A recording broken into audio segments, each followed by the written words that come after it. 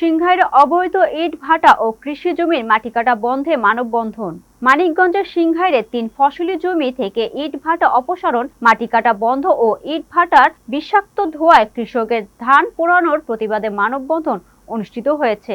সিংহাইর মানিকগঞ্জ প্রতিনিধি আব্দুল গফুর আইটিভি বাংলাকে জানিয়েছেন, শুক্রবার 11টায় এলাকাবাসীর আয়োজনে উপজেলার জামিত্তা ইউনিয়নের হাতুনি এলাকায় এই মানববন্ধন অনুষ্ঠিত হয়।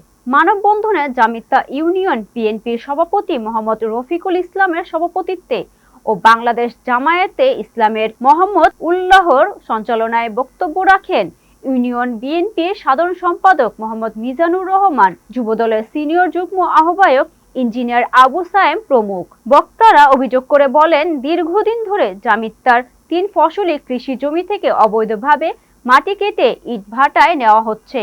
মন্ত্রণালয়ের নিষেধাজ্ঞা থাকলেও প্রশাসকের বৃদ্ধাঙ্গুলি দেখিয়ে পতিত আওয়ামী লীগের দোসর আইনাল গং কিছু বিএনপির নামধারীদের যোগ সাজসে কৃষি জমির মাটি কেটে ইট ভাটা দিচ্ছে।